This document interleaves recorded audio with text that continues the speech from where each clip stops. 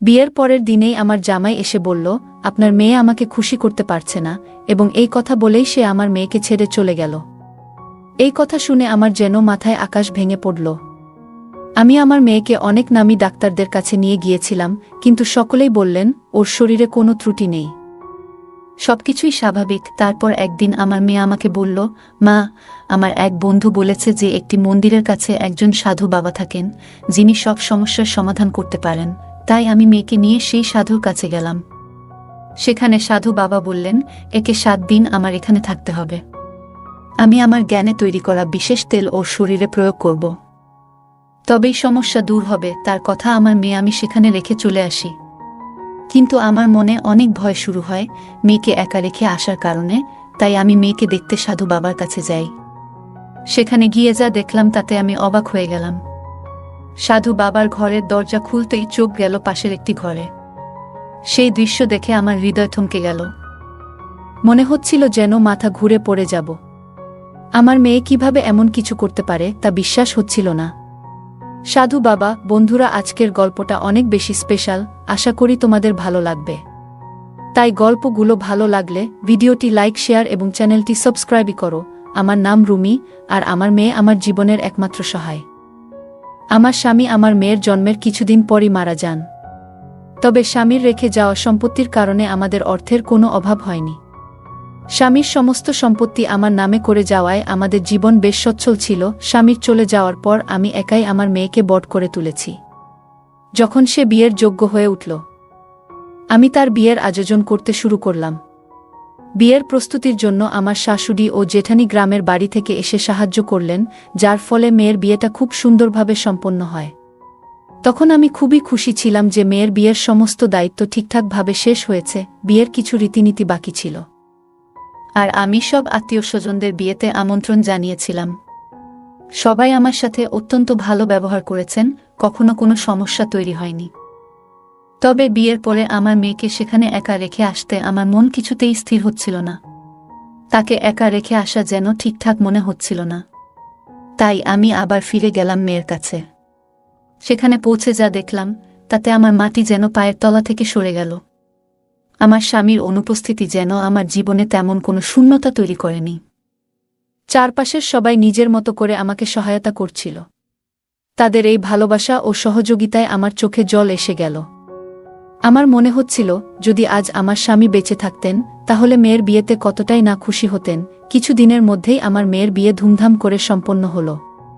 সে তার শ্বশুর বাড়ি চলে গেল। বিদায়ের সময় আমি খুব কেঁদেছিলাম, কারণ সে ছিল আমার স্বামীর শেষ স্মৃতি। কিন্তু মেয়েরা তো একদিন না একদিন শ্বশুরবাড়ি চলে যায়। তাই আমি মেয়ের সুখী জীবনের জন্য ঈশ্বরের কাছে প্রার্থনা করলাম। সবকিছু মিটে যাওয়ায় আমার মনে এক শান্তি এলো। আমি ভগবানের কাছে কৃতজ্ঞ ছিলাম যে তিনি আমার মেয়েকে ভালো একটি পরিবার দিয়েছেন। পরের দিন হল ঘরে বসে আমি মেয়ের স্মৃতিতে অশ্রুসিক্ত হচ্ছিলাম। এই পৃথিবীর নিয়মটাই অদ্ভুত। সারা জীবন নিজের হাতে বট করে তোলার পর মেয়েকে একদিন অন্য কেউ এসে নিজের ঘরে নিয়ে যায়। কাঁদতে কাঁদতে যখন মনে একটু হালকা অনুভব করছিলাম, তখন পাশের ঘর থেকে আমার ফোনের ঘণ্টি বাজতে লাগল। মেয়ের চলে যাওয়ার পর অতিথিরাও ধীরে ধীরে বিদায় নিয়েছিল। কেবল ঘনিষ্ঠ কয়েকজন আত্মীয় ঘরে রয়ে গিয়েছিল, যারা সবাই ঘুমিয়ে পড়েছিল। কিন্তু আমি তখনও হল ঘরে একা বসেছিলাম। বিয়ের পরদিনই মেয়ের অনুপস্থিতিতে বাড়িটা একেবারে ফাঁকা ফাঁকা লাগছিল। একদিনের মধ্যেই যেন সব বদলে গেছে। ঘরে একা বসে থাকতে অস্বস্তি হচ্ছিল, তাই একটা গভীর শ্বাস নিয়ে নিজের ঘরে চলে গেলাম। কিন্তু ততক্ষণে ফোনের রিং বন্ধ হয়ে গেছে। বিছানায় শোয়ার আগে মেয়ের সুখের জন্য আবারও ভগবানের কাছে প্রার্থনা করলাম, যেন সে তার নতুন সংসারে সুখী থাকে। পরের দিন অতিথিরাও বিদায় নিল, আর আমি পুরোপুরি একা হয়ে গেলাম। আমার বাড়ির কাজের লোকের কাজ শেষ করে চলে যেত, ফলে বাড়িতে আমি একাই থাকতাম। আজ মেয়ের বিয়ের দ্বিতীয় দিন, আর গৃহপরিচারিকা কাজ দ্রুত সেরে এসে জিজ্ঞেস করল সে একটু আগে যেতে পারে কিনা। তার কাজ শেষ হয়ে যাওয়ায় তাকে অনুমতি দিলাম। কিছুক্ষণ পরে আমার জামাই মেয়েকে নিয়ে হঠাৎ বাড়িতে চলে এলো। মেয়েকে দেখে খুব খুশি হলাম, কিন্তু জামাই যখন বলল যে সে মেয়েকে আমার কাছেই রেখে যাবে, তখন আমি স্তব্ধ হয়ে গেলাম। এত শীঘ্রই সে মেয়েকে ফিরিয়ে দেবে ভাবিনি। মনে হলো হয়তো কোনো রীতি বা অনুষ্ঠান বাকি আছে, তাই তারা এসেছিল। কিন্তু জামাই বলল, আপনার মেয়ে আমাকে খুশি রাখতে পারছে না, তাই আপনি ওকে নিজের কাছেই রাখুন। এই কথা শুনে আমার লজ্জায় মাথা নত হয়ে গেল। কিভাবে কথা বলবো বা কি প্রশ্ন করব তা কিছুই বুঝতে পারছিলাম না। মেয়েও মাথা নিচু করে দাঁড়িয়েছিল। জামাই যখন মেয়েকে রেখে চলে যেতে চাইল, তখন আমি তার হাত ধরে বোঝানোর চেষ্টা করলাম। আমি বললাম, দয়া করে এমনটা করবেন না। আমি ক্ষমাপ্রার্থী যদি কোনো ভুল হয়ে থাকে। আমি ওকে বুঝিয়ে বলবো। ও এখনো নতুন, সংসার জীবনের অনেক কিছুই জানে না। যদি কোনো ত্রুটি হয়ে থাকে তবে আমি আপনার কাছে ক্ষমা চাইছি। এত তাড়াতাড়ি সিদ্ধান্ত নেবেন না। দয়া করে ওকে আবার নিজের বাড়িতে নিয়ে যান। আমার মনে হচ্ছিল যদি লোকে শুনতে পায় যে বিয়ের পরের দিনই জামাই আমার মেয়েকে ছেড়ে দিয়ে গেছে, তাহলে কত কথাই না উঠবে। কিভাবে মানুষকে বোঝাবো আর তাদের প্রশ্নের কি উত্তর দেব? লোকে যদি আমার মেয়ের চরিত্র নিয়ে কিছু বলে, আমি সেটা সহ্য করতে পারবো না। সত্যি কি আমার মেয়ের কোনো ভুল ছিল, নাকি জামাই আমাকে মিথ্যে কিছু বলছে, এখনো জানি না। তবে আমার কথা তার উপর কোনো প্রভাব ফেলল না। সে আমার দিকে তাকালো না, বরং হাত ছাড়িয়ে বলল, আপনার মেয়েকে এখানেই রেখে যাব, এবং চলে গেল। তখন আমার মনে নানা প্রশ্ন জাগতে লাগলো। হয়তো মেয়ে কিছু বলতে অস্বীকার করেছিল, হয়তো তাদের মধ্যে কোনো ঝগড়া হয়েছিল। চোখে জল নিয়ে মেয়ের দিকে তাকালাম, দেখলাম সেও কাঁদছে। তাকে নিয়ে ঘরের ভেতর এসে বসলাম। এরপর আমি মেয়েকে নামকরা ডাক্তারদের কাছে নিয়ে গিয়ে পরীক্ষা করালাম। কিন্তু সব ডাক্তারই বললেন যে সে সম্পূর্ণ সুস্থ, ওর মধ্যে কোনো ত্রুটি নেই। তখনই আমি সিদ্ধান্ত নিলাম যে জামাইয়ের কাছে গিয়ে সরাসরি জিজ্ঞেস করব, যখন আমার মেয়ে সম্পূর্ণ সুস্থ, তাহলে আপনি এমন অভিযোগ কেন তুললেন? মেয়েকে বললাম, আমি এখনই এর উত্তর খুঁজে বের করব। আমি ভাবছিলাম যে জামাইয়ের কাছে প্রশ্ন করবই। আমার কথা শুনে মেয়ে বেশ ভয় পেয়ে গেল এবং তার হাত কাঁপতে লাগল। সে বলল, মা প্লিজ, তুমি ওকে কিছু বলো না। কে জানে ও তোমার কথা শুনবে কি না। যদি রাগ করে আমাকে ছেড়ে চলে যায় বা অন্য কিছু করে বসে। মেয়ের কথা শুনে আমার মন আরও জটিলতায় ভরে উঠল। আমি লক্ষ্য করছিলাম এই বিষয়ে কথা বলার সময় মেয়ে চোখ সরিয়ে কথা বলে, যা আমার কাছে অদ্ভুত লাগছিল। কিন্তু মেয়ের জন্য সবকিছু চুপচাপ সহ্য করছিলাম। আমার মন তখন দ্বিধায় ছিল, কার ভুল আর কার কথা সত্যি। সত্যটা জানা আমার জন্য সহজ ছিল না, তবে তাড়াহুড়ো করে কিছু সিদ্ধান্ত নেওয়া ঠিক হবে না। কিছুক্ষণ পর আমরা গাড়িতে উঠে বাড়ির পথে রওনা দিলাম, কিন্তু সেই প্রশ্নগুলো মাথায় ঘুরতেই থাকল। মনে হচ্ছিল এমন কিছু হয়তো আছে যা আমি এখনো বুঝে উঠতে পারিনি। হয়তো জামাই মেয়েকে পছন্দ করে না এবং অন্য কাউকে পছন্দ করে, তাই সে আমার মেয়েকে দোষ দিচ্ছে, নাকি সত্যিই আমার মেয়ের মধ্যেই কোনো ভুল আছে। এইসব চিন্তা আমাকে আচ্ছন্ন করে রেখেছিল। এইসব ভাবতে ভাবতেই কখন যে আমরা বাড়ি পৌঁছলাম টের পাইনি। কিছুক্ষণ পর মেয়ে নিজের ঘরে চলে গেল। রাতের খাবার শেষে সে আমার জন্য চা বানিয়ে এনে আবার নিজের ঘরে চলে গেল। কিছুক্ষণ পর সে শান্ত কণ্ঠে আমার কাছে এসে বলল, মা, আমার এক বান্ধবী বলেছে গ্রামের বাইরে এক মন্দিরের পাশে একজন সাধুবাবা থাকেন, যিনি সব সমস্যার সমাধান করতে পারেন। যদি সেখানে যাই হয়তো কিছু সমাধান মিলবে। মেয়ের কথা শুনে অবাক হলাম। বললাম, ঠিক আছে, তুই যদি তাই চাস তবে আমরা সেখানে যাব। ভাবলাম, যদি সত্যিই সেই সাধুবাবার কাছে কোনো সমাধান থাকে, তবে হয়তো মেয়ের জীবন আবারও সুন্দর হয়ে উঠবে। আমার সম্মতি পাওয়ামাত্রই মেয়ে যেন তাড়াহুড়ো করে প্রস্তুত হয়ে গেল। তার এমন তাড়াতাড়ি দেখে একটু অবাক হলেও বেশি মনোযোগ দিলাম না। আমরা সাধুবাবার কাছে যাওয়ার জন্য রওনা হলাম এবং কিছুক্ষণ পর সেখানে পৌঁছলাম। কিন্তু সেই জায়গার পরিবেশ দেখে কিছুটা চমকে গেলাম। সাধারণত যেখানে সাধুবাবার কাছে ভিড় থাকে সেখানে আজ কেউ নেই। চারপাশে অদ্ভুত নীরবতা আর এক ধরনের অস্বস্তিকর অনুভূতি ছিল। আমি আর মেয়ে সেই কক্ষে প্রবেশ করলাম আর চারপাশে চোখ বুলিয়ে দেখলাম। সাধুবাবার কাছে পৌঁছেই মেয়ের পরিস্থিতির সব কথা বললাম। তিনি মনোযোগ দিয়ে সব শুনলেন এবং বললেন, আপনার মেয়েকে 7 রাত এখানে থাকতে হবে। আমি তাকে বিশেষ তেল দিয়ে মালিশ করব। এসব বলতে গিয়ে তিনি একবারও আমাদের দিকে তাকালেন না। তার দৃষ্টি নিচু ছিল আর তিনি মন্ত্রপাঠে ব্যস্ত ছিলেন। তার এমন আচরণে আমার ভেতরে কিছুটা অস্বস্তি হচ্ছিল, কিন্তু ঠিক কী ব্যাপারটা অস্বাভাবিক মনে হচ্ছে তা বুঝতে পারছিলাম না। মেয়েকে সেখানে 7 দিন রেখে যাওয়ার চিন্তা মন থেকে মেনে নিতে পারছিলাম না, তবুও যেন পরিস্থিতির চাপে বাধ্য হলাম। মেয়ের জীবনে শান্তি ফেরানোর জন্য আমি এই সিদ্ধান্ত নিলাম। কারণ জানতাম সমাজে তালাকের কালিমা নিয়ে মেয়ের বেঁচে থাকা সহজ হবে না। ধনী হোক বা গরিব, আমাদের সমাজে দোষ সবসময় মেয়ের ঘাড়েই পড়ে। তাই নিজের মনকে শক্ত করে তাকে সেখানে রেখে বাড়ি ফিরে এলাম। কিন্তু বাড়িতে এসেও মন যেন ওই সাধু বাবার কাছেই পড়ে রইল। সবকিছু যেন কিছুটা অস্বাভাবিক ঠেকছিল। বারবার মনে হচ্ছিল আমি কি কোনো ভুল কিছু করলাম নাকি। আবার বিকেল হতে না হতেই মনে হলো আবারও সেখানে যাওয়া উচিত। প্রথমে ভাবলাম কিছু খেয়ে একটু শান্ত হয়ে যাই, তারপরই যাব। কিন্তু মনের মধ্যে অশান্তি এতটাই বাড়তে লাগলো যে আর অপেক্ষা করতে পারলাম না। বাড়ি থেকে বেরিয়ে সেখানে ফেরার জন্য প্রস্তুতি নিলাম, তৈরি হচ্ছিলাম। তখন হঠাৎ পাড়ার এক মহিলা আমাকে ডেকে বললেন, এই রাতবেলায় কোথায় যাচ্ছ? সব ঠিক আছে তো? তোমাকে বেশ চিন্তিত লাগছে।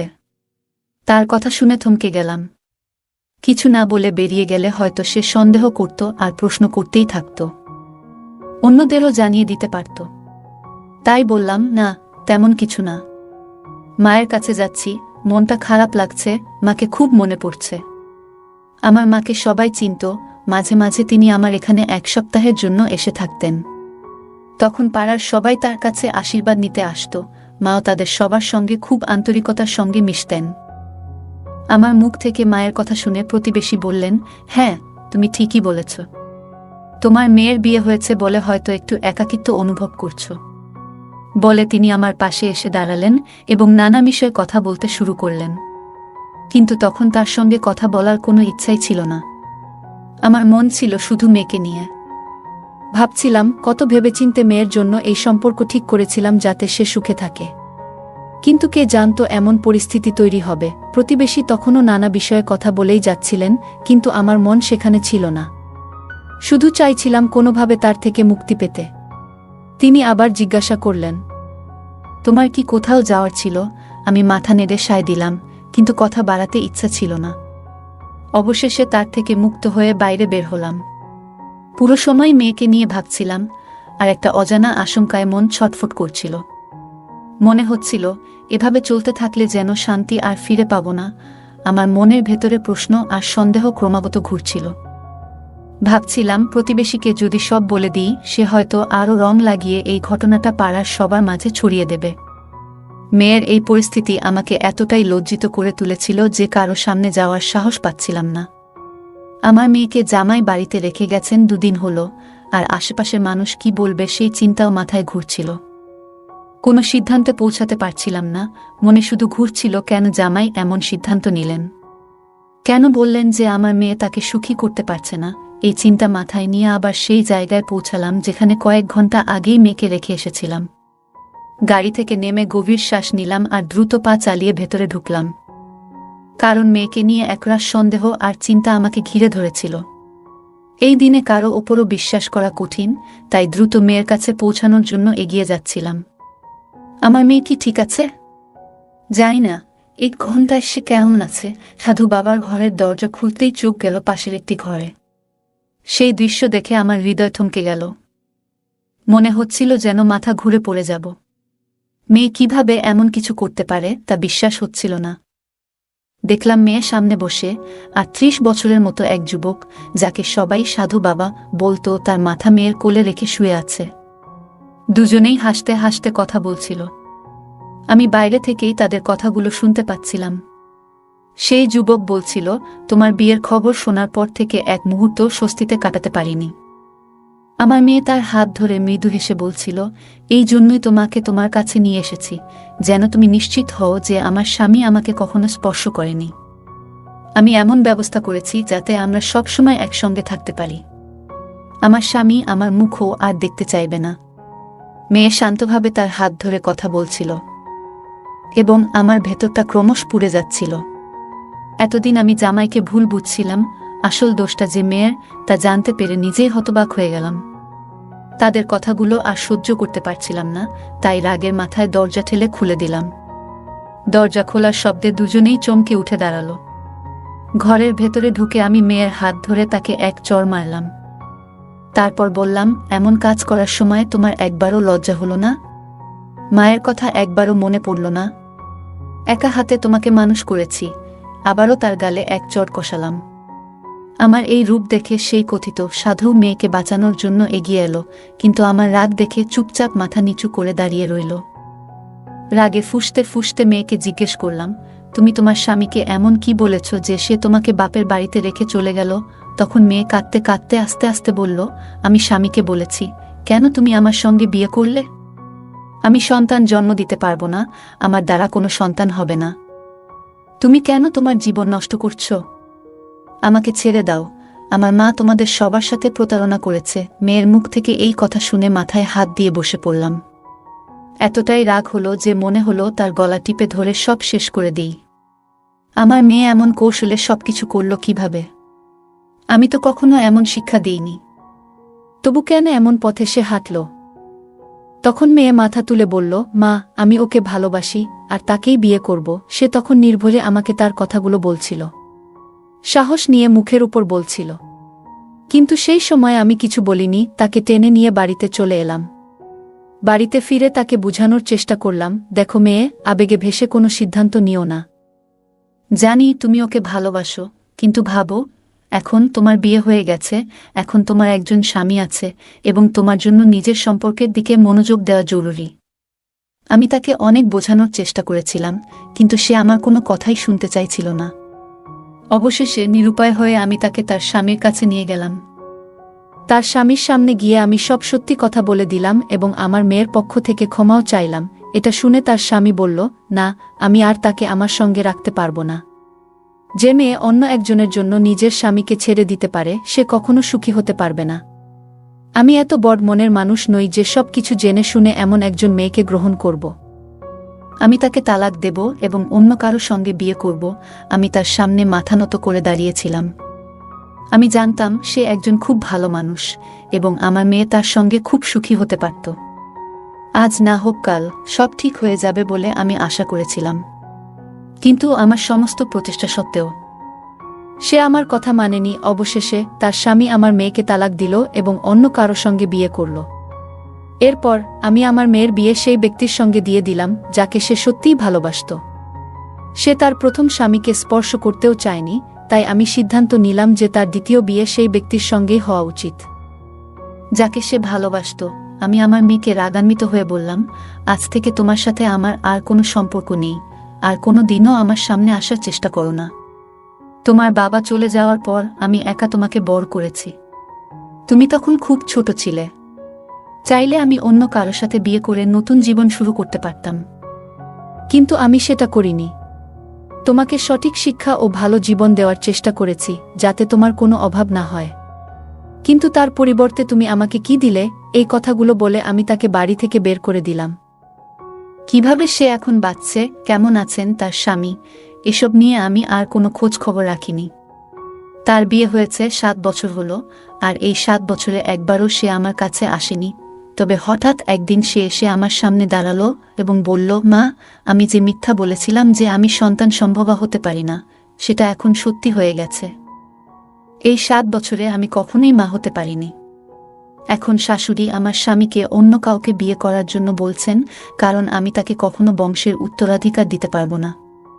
এ নিয়ে আমাদের মধ্যে প্রায় ঝগড়া হয়। তাকে আমি বললাম, তুমি যে ভুল করেছিলে তার ফলই এখন ভুগছ। সে তখন আমার সামনে হাত জোড় করে বলল, মা, আমি তোমার কাছে অপরাধী, আমাকে ক্ষমা করে দাও। আমি তাকে বললাম, আমার কাছে ক্ষমা চেয়ে কোনো লাভ নেই, বরং তোমার প্রথম স্বামীর কাছে ক্ষমা চাও, কারণ তার কোনো দোষ ছিল না, তবুও তুমি তাকে তার অধিকার থেকে বঞ্চিত করেছিলে। যদি সে তোমাকে ক্ষমা করে, তাহলে আমিও তোমাকে ক্ষমা করব। আমার কথা শুনে আমার মেয়ে তার প্রথম স্বামীর কাছে গেল এবং তার কাছে ক্ষমা চাইতে লাগল। আশ্চর্যের বিষয়ে তার স্বামী তাকে সঙ্গে সঙ্গে ক্ষমা করে দিল, কারণ সে নিজের জীবনে খুবই সুখী ছিল। এরপর ঈশ্বরের আশীর্বাদে 9 বছর পর আমার মেয়ের ঘরে একটি সুন্দর পুত্র সন্তানের জন্ম হল। তখনই সে উপলব্ধি করল যে একজন মা তার সন্তানের জন্য কতটা চিন্তা করেন এবং সেই অনুভূতি কতটা গভীর। আসলে যতক্ষণ না একজন মেয়ে নিজে মা হয়, সে কখনোই তার মায়ের কষ্ট এবং ত্যাগ পুরোপুরি বুঝতে পারে না। এরপর আমার মেয়ে আবার আমার কাছে ফিরে এলো এবং আমার সামনে হাত জোড় করে ক্ষমা চাইল। তখন আমি তাকে মন থেকে ক্ষমা করে দিলাম। গল্পের মেয়েটি আবেগপ্রবণ হয়ে প্রথমবারের মতো প্রেমের প্রতি টান অনুভব করে, যা তাকে স্বামী ও পরিবারের দায়িত্ব থেকে বিচ্যুত করে। আবেগপ্রবণ হয়ে মুহূর্তের সিদ্ধান্ত নেওয়ার ফলে জীবনে কিভাবে সমস্যার সৃষ্টি হতে পারে তা এই গল্পে স্পষ্টভাবে প্রতিফলিত হয়। তাই আবেগের মধ্যে থেকেও চিন্তাভাবনা এবং বাস্তবতার বিবেচনা করা জরুরি। প্রথম স্বামীর প্রতি মেয়েটির আচরণ ছিল এক ধরনের বিশ্বাসঘাতকতা। এই ঘটনাটি আমাদের শেখায় যে সম্পর্কের ভিত্তি বিশ্বাস ও শ্রদ্ধার উপর দাঁড়িয়ে থাকে, সেখানে একবার বিশ্বাসঘাতকতা ঘটলে তা পুনরুদ্ধার করা অত্যন্ত কঠিন। এটি বোঝায় যে সঠিক ও আন্তরিক সম্পর্ক বজায় রাখা কতটা গুরুত্বপূর্ণ। মেয়েটির প্রথম স্বামী তাকে ক্ষমা করার মধ্যে যে মহানুভবতা দেখিয়েছিল, তা আমাদের শেখায় যে ক্ষমার মাধ্যমে মানসিক শান্তি এবং সুখ পাওয়া যায়। ক্ষমা না করলে মানুষ নিজের মনে দুঃখ ও বিদ্বেষ বহন করে চলে। ক্ষমার শক্তি শুধুমাত্র নিজেকেই নয়, অপরপক্ষকেও শান্তি দিতে পারে। গল্পে মেয়েটির মা তার সন্তানকে সব রকম ত্যাগ স্বীকার করে বট করেছিলেন, কিন্তু মেয়েটি তা তখন উপলব্ধি করেনি। কিন্তু নিজে মা হওয়ার পর সে উপলব্ধি করল একজন মা কিভাবে তার সন্তানের সুখ দুঃখ নিয়ে চিন্তা করেন। এই শিক্ষা আমাদের বোঝায় যে যতক্ষণ না কেউ নিজে সেই অভিজ্ঞতা লাভ করে, ততক্ষণ সে অন্যের ত্যাগ ও কষ্ট পুরোপুরি বুঝতে পারে না। গল্পের শেষে মায়ের ক্ষমা এবং মেয়ের সঙ্গে পুনর্মিলন আমাদের শেখায় যে সত্যিকারের ভালোবাসা কখনো দূরত্ব মেনে নেয় না। ভালোবাসা এবং সম্পর্ক যতটা ভেঙে যাক না কেন, সঠিক উপলব্ধি এবং ক্ষমার মাধ্যমে সম্পর্ককে আবারও মজবুত করা সম্ভব। বন্ধুরা, আজকের গল্পটা এখানেই শেষ। আশা করি গল্পটি আপনাদের ভালো লেগেছে। যদি গল্পটি আপনার হৃদয় ছুঁয়ে যায়, তাহলে অবশ্যই লাইক করতে ভুলবেন না। আপনার মতামত কমেন্টে জানাতে পারেন এবং আপনার বন্ধুদের সাথে গল্পটি শেয়ার করুন। এমনই আরও মজার এবং আবেগঘন গল্পের জন্য আমাদের চ্যানেলটি সাবস্ক্রাইব করুন এবং বেল আইকন চাপতে ভুলবেন না, যাতে আমাদের কোনো গল্প আপনারা মিস না করেন।